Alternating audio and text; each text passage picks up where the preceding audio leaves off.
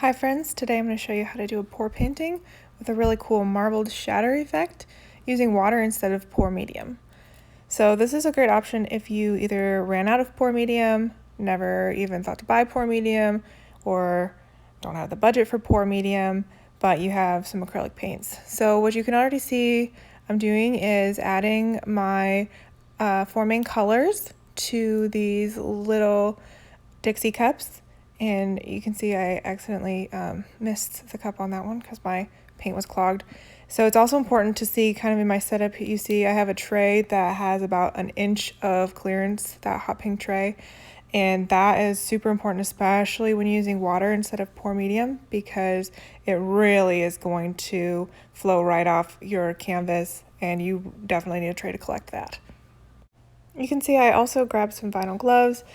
The gloves aren't necessary as acrylics aren't toxic, but if you don't want to be peeling paint off your hands later, I highly recommend getting some gloves. You can also even wash your hands in the gloves afterwards to be able to reuse them later, which is also what I do to kind of cut down on waste. This is just tap water that I'm adding to each of my colors. You definitely do not need a lot, even though it's going to end up being a watery consistency. You can see how watery it is, and I really didn't even add that much water, so a little bit goes a really long way here.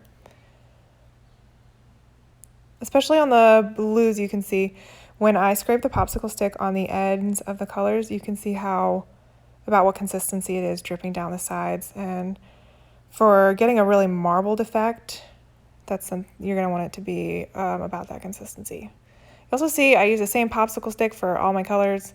They're all going to go into the same cup eventually anyway, and it seems wasteful to use a new popsicle stick for each color.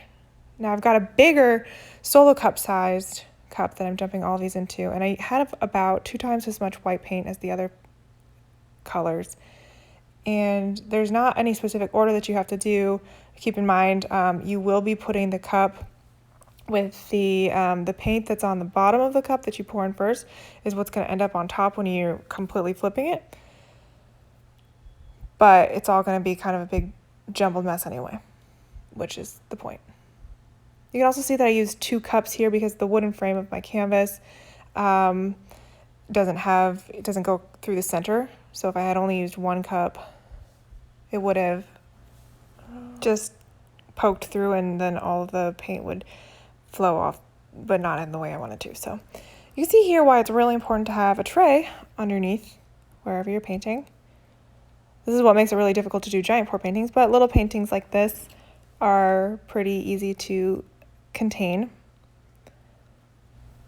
So at this point I'm decently happy with how it looks. I really like the marbles, but I know that because I've used so much water, the painting is going to start to crack pretty soon. So what I'm going to do is grab a hair dryer to really actually enhance the cracking. So if you guys remember, like a while ago there was a trend with that crackle nail polish and everybody had it, and it was just it just came and went so fast. But it's a really cool effect, I think, for paintings, and it's something that you actually can get in pour paintings by doing this. So you can see how easy it is to move around the paint with the hairdryer already. And the closer you go with higher heat, the faster it's going to crack. And you really want to get kind of close in. My hairdryer is fine. This is the same hairdryer I use on my hair, and I have somehow managed to not yet get paint on it. I really actually don't know how. As you can see, my workspace has paint all over it.